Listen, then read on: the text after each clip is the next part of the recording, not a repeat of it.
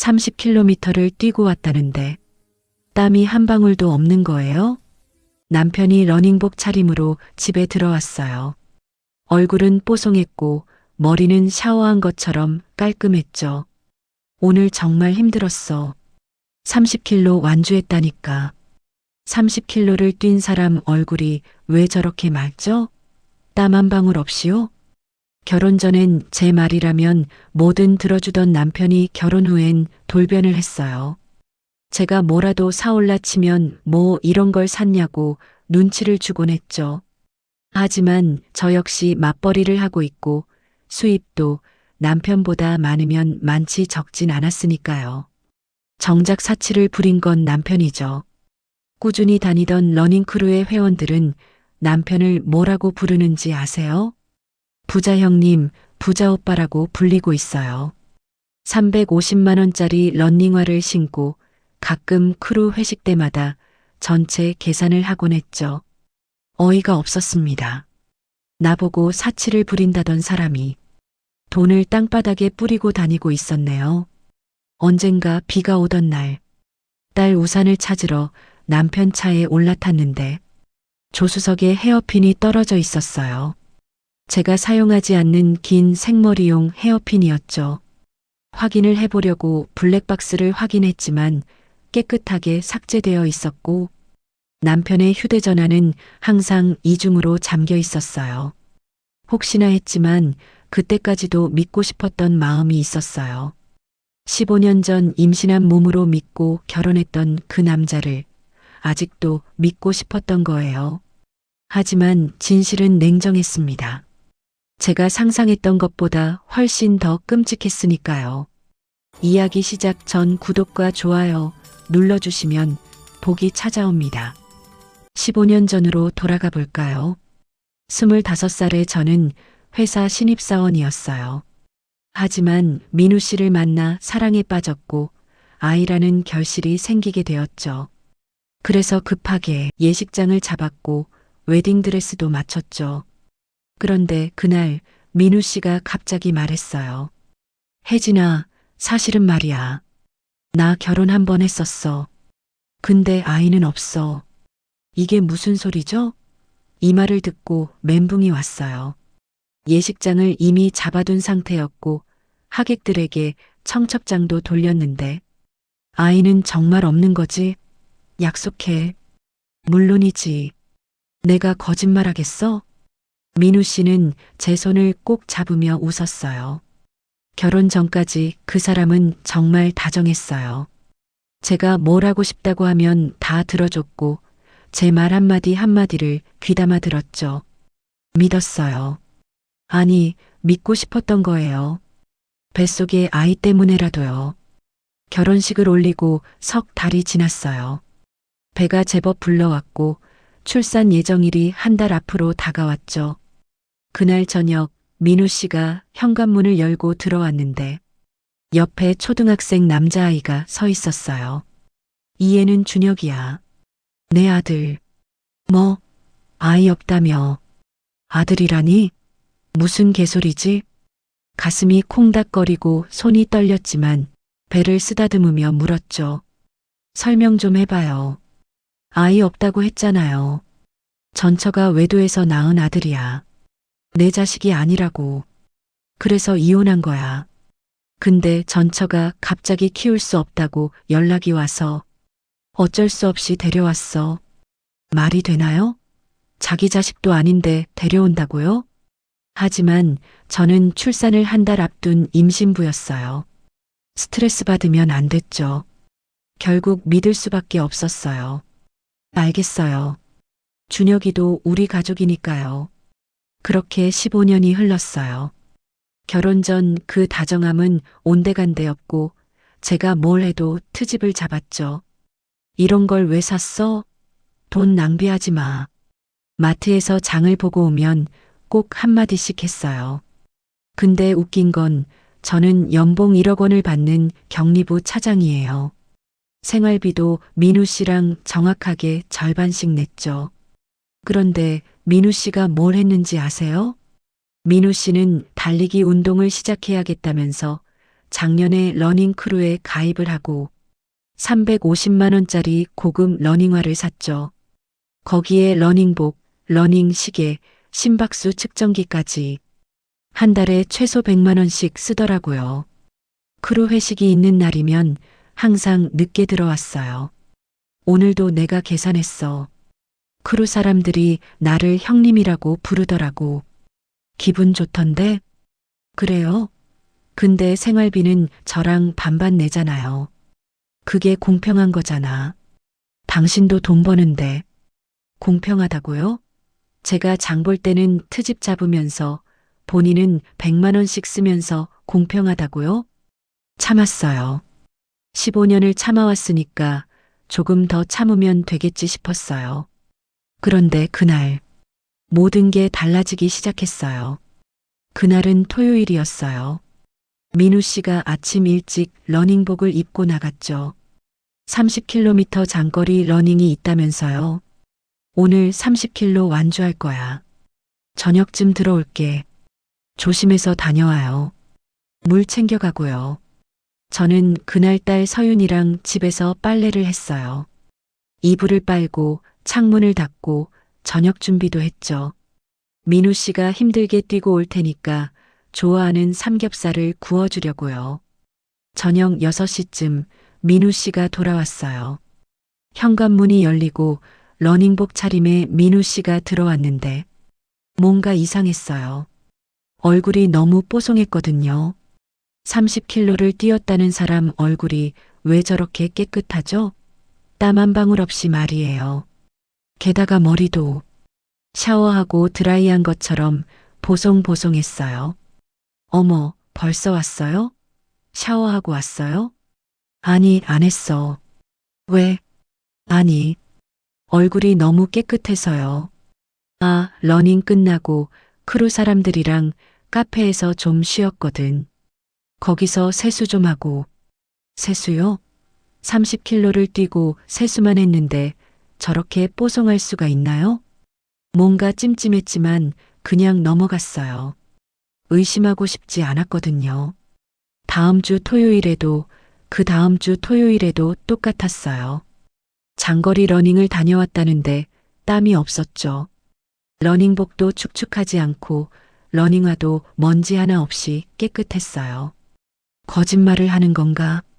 그런 생각이 스쳤지만 바로 지워버렸어요. 그러던 어느 날이었어요. 밖에 비가 억수같이 쏟아지고 있었어요. 서윤이가 학교에 우산을 두고 왔다면서 차에 있는 여분 우산을 가져다 달라고 했죠. 엄마, 우산 좀 가져다 줘. 학원 가야 하는데. 알았어. 아빠 차에 있을 거야. 주차장으로 내려가서 민우 씨 차 문을 열었어요. 뒷좌석을 뒤지는데 우산이 2개 있었어요. 왜 우산이 2개지? 하나는 민우 씨 거고 하나는 분홍색 우산이었어요. 민우 씨가 분홍 우산을 쓸 리 없잖아요. 가슴이 철렁했어요. 조수석 쪽을 보니까 발밑에 뭔가 떨어져 있었어요. 긴 머리를 고정하는 그런 헤어핀이요. 제 머리는 단발이라 헤어핀을 쓸 일이 없었어요. 누구 거지? 이게 왜 여기 있는 거야? 블랙박스를 확인해 봐야겠다고 생각했어요. 시동을 걸고 블랙박스 화면을 켰는데 기록이 전부 삭제되어 있었어요. 일부러 지운 거예요. 왜 지웠을까요? 볼 사람이 없으면 지울 이유가 없잖아요. 집으로 올라왔어요. 민우 씨는 소파에 앉아서 TV를 보고 있었죠.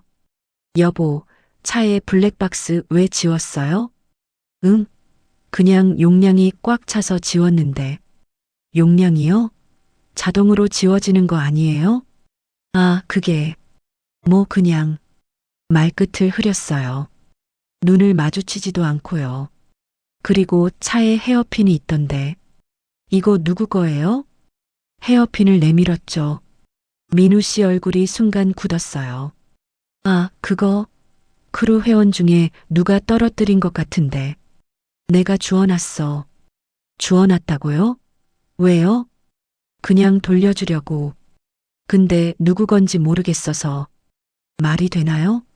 크루 단톡방에 사진 올리면 되는 거 아니에요? 근데 더 이상 물어볼 수가 없었어요. 민우 씨 표정이 너무 차가워졌거든요. 왜 자꾸 캐묻는 거야? 의심하는 거야? 아니에요. 그냥 궁금해서요. 너 요즘 이상해.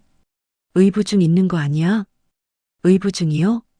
저는 그냥 궁금해서 물어본 건데 민우 씨는 화를 냈어요. 그리고 침실로 들어가서 문을 쾅 닫았죠. 그날 밤 잠을 잘 수가 없었어요. 땀 없는 러닝, 삭제된 블랙박스, 조수석의 헤어핀, 이중으로 잠긴 휴대전화. 믿고 싶지 않았어요. 15년을 함께 산 남편이에요. 준혁이를 키우고 서윤이를 낳고 함께 가정을 일궈온 사람인데. 하지만 가슴 한구석에서 계속 경고음이 울렸어요. 뭔가 잘못됐다고.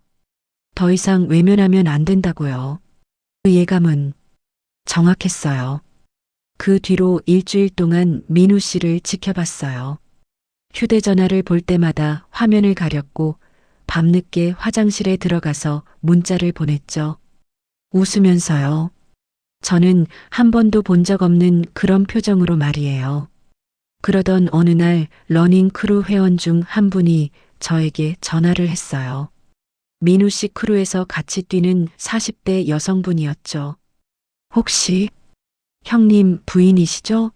제가 할 말이 있어서요. 네, 말씀하세요. 사실 크루에서 요즘 소문이 있어요. 형님이랑 지아라는 회원이랑 좀 수상하다고요. 지아는 20대 후반인데 유부녀거든요. 근데 둘이 너무 자주 따로 만나요. 가슴이 철렁 내려앉았어요. 얼마나 자주요? 거의 매주요. 러닝 끝나고 둘이서만 카페 가고 식사하고 크루 사람들도 다 알아요. 근데 아무도 말 못하는 거죠. 형님이 회식비 다 내시니까. 전화를 끊고 바로 민우 씨 카드 명세서를 확인했어요. 온라인으로 조회할 수 있었거든요. 호텔 결제 내역이 있었어요. 한 번이 아니에요. 지난 석 달 동안 5번이나 찍혀 있었죠. 그것도 평일 낮 시간에요. 평일 낮에 호텔이라고? 회사는 어떻게 간 거야? 더 찾아봤더니 반차 기록이 있었고 최근 석 달 동안 5번이나 반차를 냈더라고요. 이유는 개인 사정이었죠. 개인 사정이요? 호텔 가는 게 개인 사정이었나 보죠. 저녁 민우 씨가 집에 들어왔어요. 여보, 이거 뭐예요? 카드 명세서를 내밀었어요. 호텔 결제 내역에 형광펜으로 줄을 그어놨죠. 민우 씨 얼굴이 하얗게 질렸어요. 호텔이요. 5번이나 갔더라고요. 평일 낮에요. 회사는 반차 냈고요. 아, 그건 누구랑 갔어요? 설마 혼자 간 건 아니겠죠? 민우 씨가 한참을 말을 못하다가 입을 열었어요.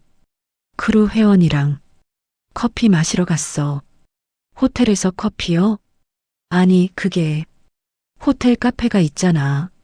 거기서 얘기 좀 하고 잠자리는 안 했어요. 진짜야. 그냥 얘기만 했다고. 얘기만요? 5번씩이나 호텔 가서요? 그 사람이 힘든 일이 있어서 상담 좀 해줬어. 남편이랑 사이가 안 좋대. 웃음이 나왔어요. 남의 집 부부 상담을 호텔에서 해준다고요? 20대 유부녀죠?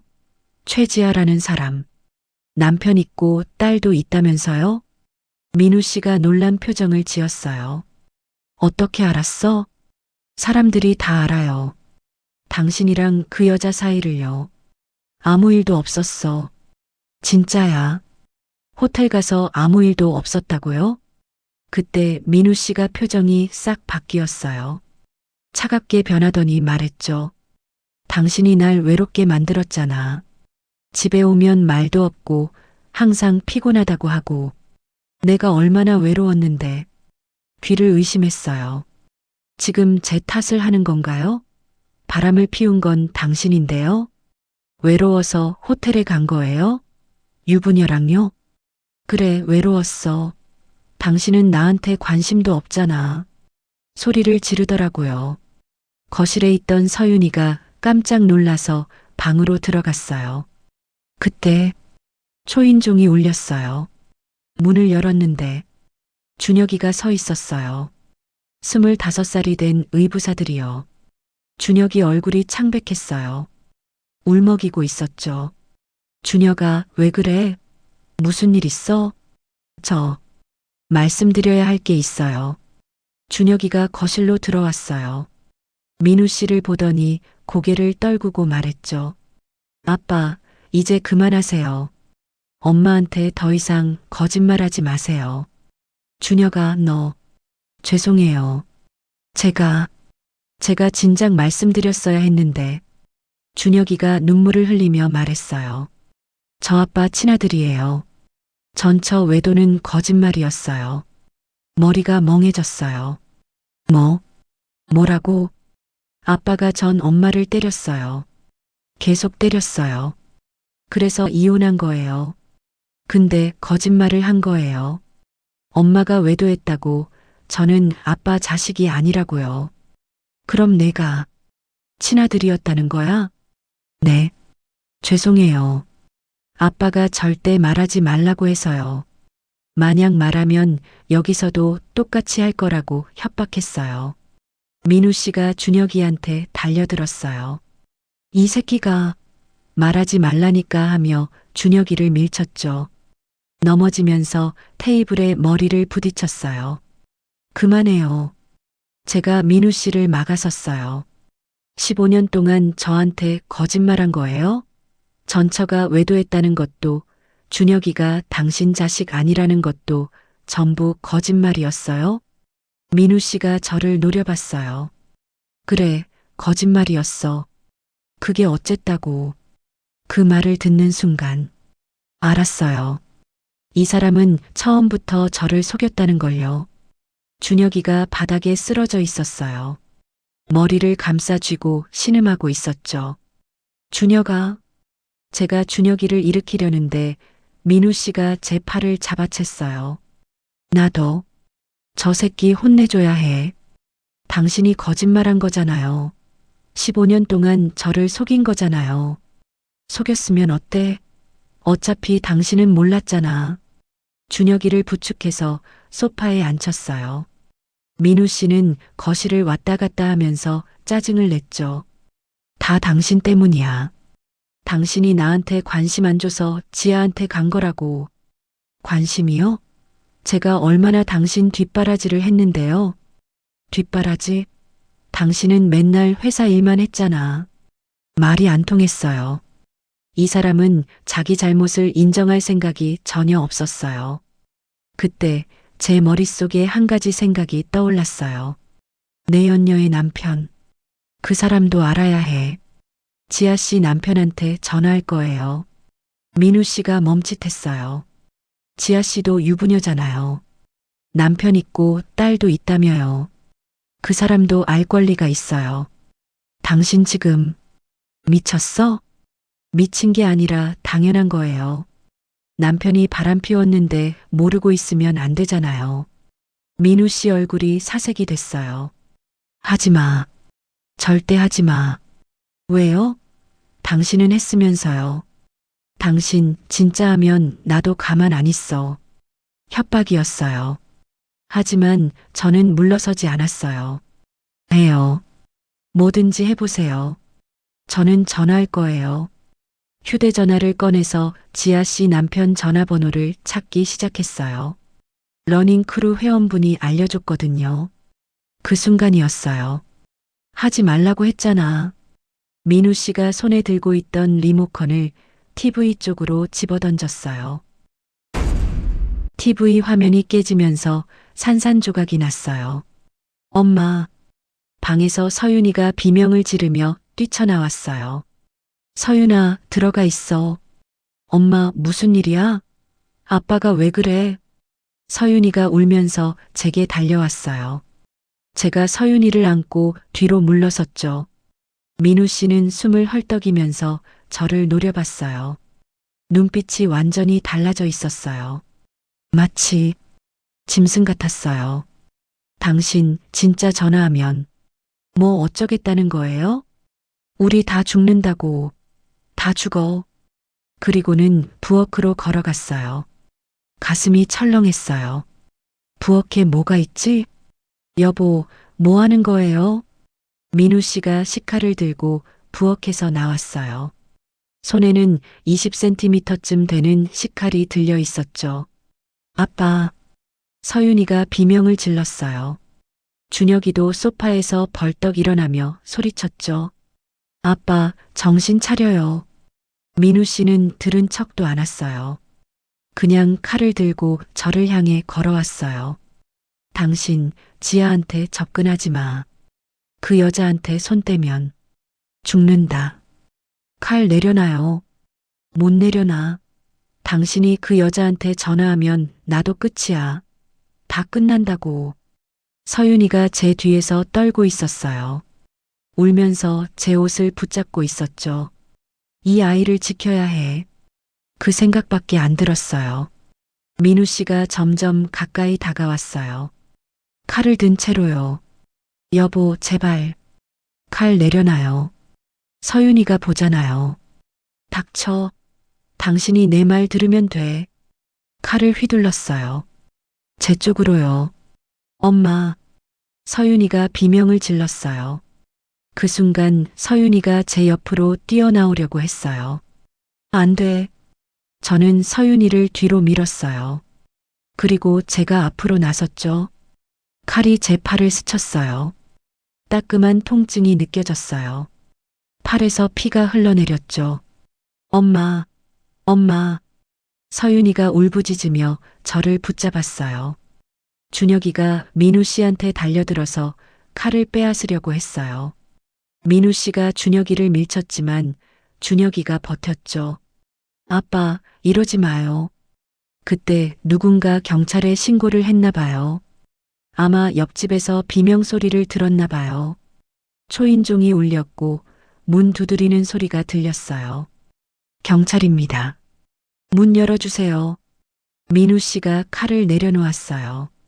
그리고는 아무 일도 없었다는 듯이 현관으로 걸어갔죠. 문을 열자 경찰관 2명이 들어왔어요. 신고 접수됐는데요. 무슨 일 있으셨습니까? 민우 씨가 웃으면서 말했어요. 아무 일도 없습니다.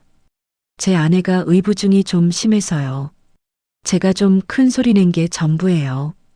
제 팔에서는 피가 흘러내리고 있었어요. 서윤이는 울면서 제게 매달려 있었고요. 저기요, 이게 아무 일도 아니라고요? 경찰관이 제 팔을 보더니 표정이 굳었어요. 부인, 괜찮으세요? 병원 가셔야겠는데요. 남편이 칼을 들고 저를. 칼은 무슨 칼이에요? 민우 씨가 저를 가로막으며 소리쳤어요. 당신이 넘어지면서 부엌 칼에 스친 거잖아. 경찰관이 민우 씨를 제지했어요. 일단 진술 들어야겠습니다. 동행해 주시죠. 민우 씨는 경찰서로 끌려갔어요. 저는 서윤이랑 준혁이랑 함께 병원으로 갔죠. 팔을 꿰매면서 생각했어요. 이제 끝이야. 더 이상 참을 수 없어. 서윤이는 제 옆에서 계속 울고 있었어요.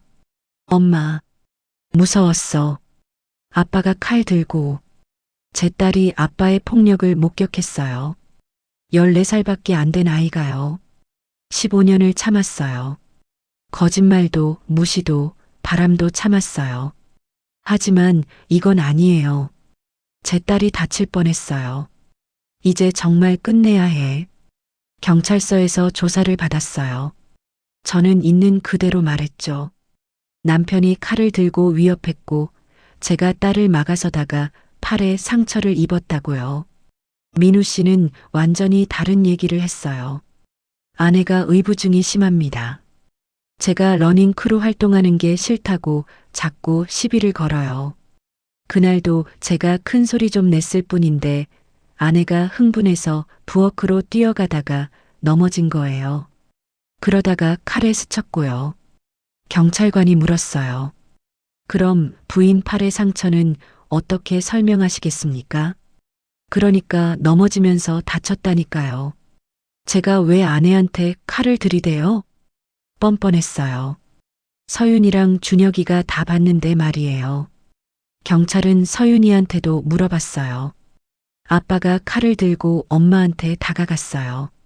그리고 엄마가 저를 지키려고 앞에 섰는데 아빠가 칼을 휘둘렀어요. 서윤이는 떨리는 목소리로 진술했어요.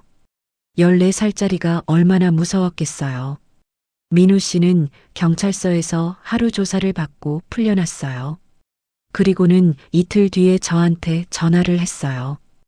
혜진아, 나 급하게 해외 출장 가야 해. 회사 일이 중요해서 나중에 얘기하자. 해외 출장이요? 지금 경찰 조사받고 있는 상황에서요? 알고 보니 민우 씨가 경찰한테 말했대요.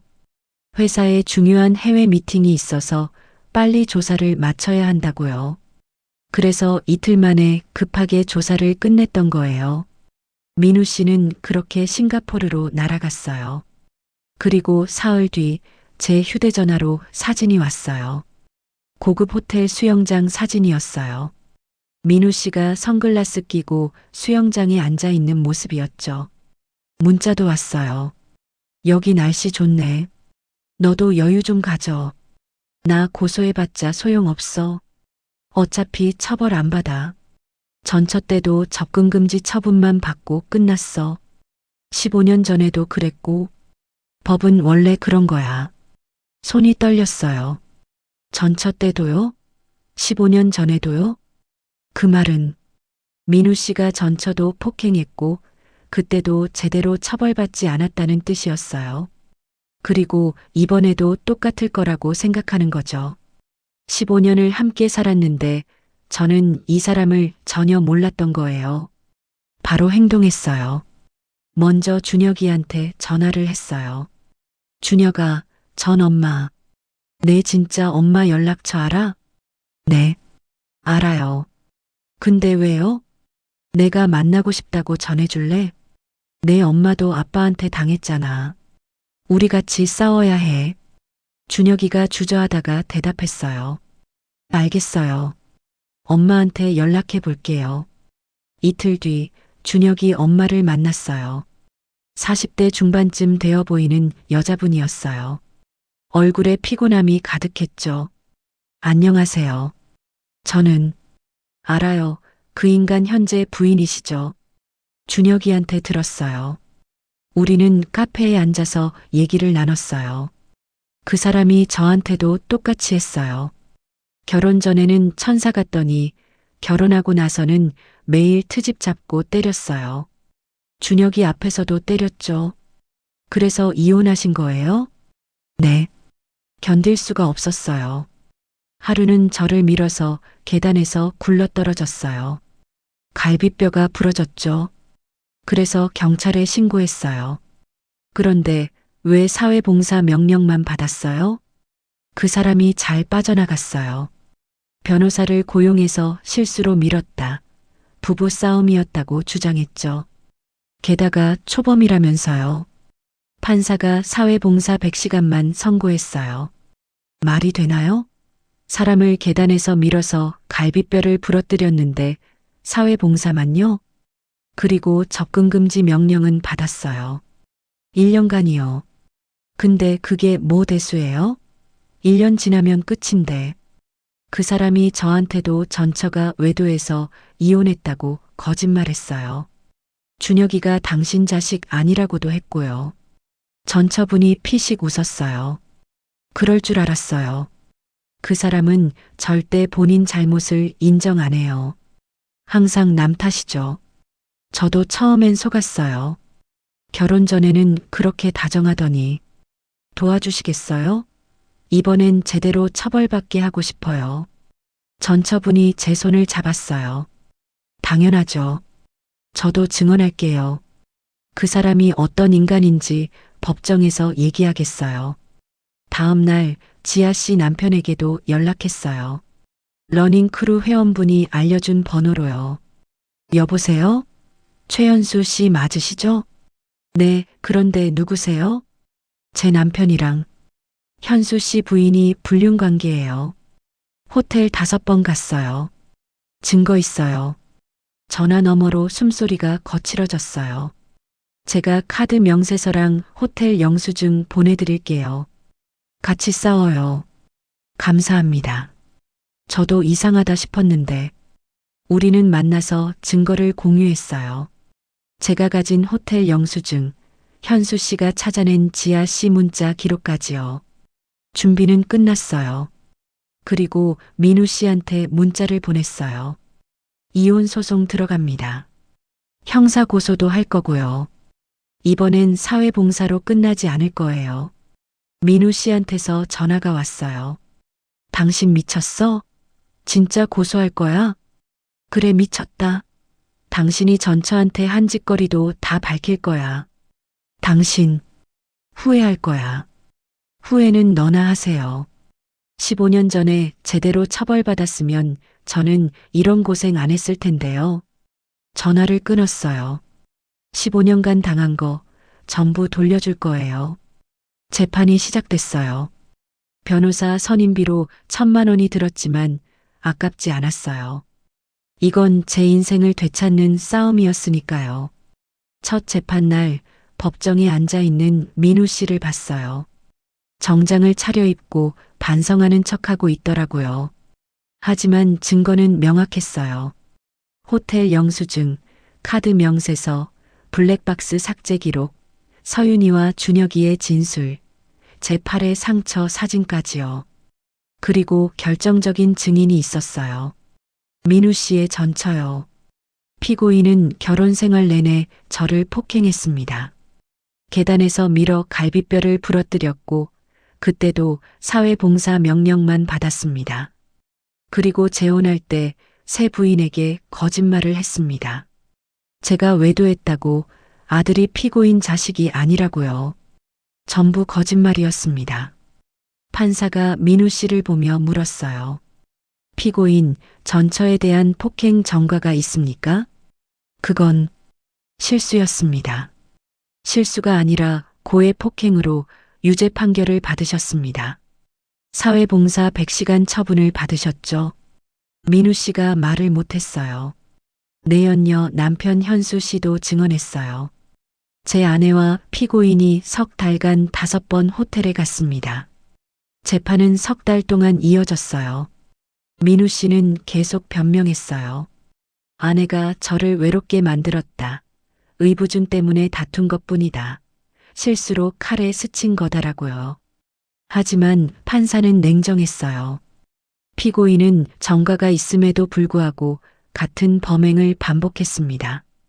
가정폭력, 상해, 그리고 간통에 준하는 불륜 행위까지. 특히 미성년자인 딸 앞에서 흉기를 휘두른 것은 중대한 범죄입니다.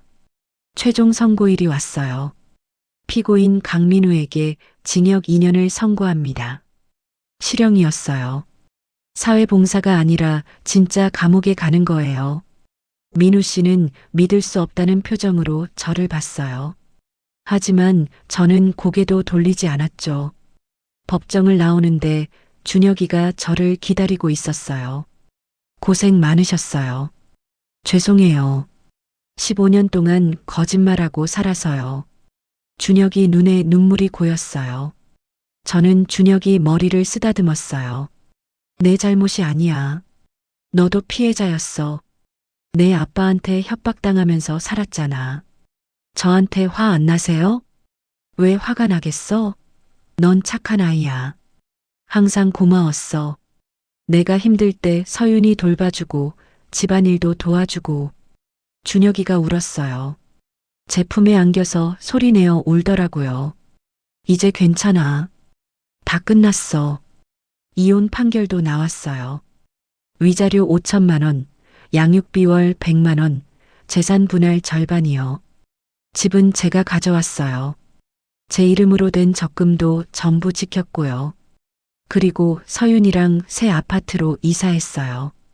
짐을 풀면서 서윤이가 물었어요. 엄마, 우리 이제 괜찮은 거지? 응, 이제 괜찮아. 아빠 안 무서워? 안 무서워. 서윤이가 제 품에 안겼어요. 엄마 사랑해. 엄마가 나를 지켜줘서 고마워. 눈물이 났어요. 제가 잘한 게 하나 있다면 제 딸을 지킨 거예요.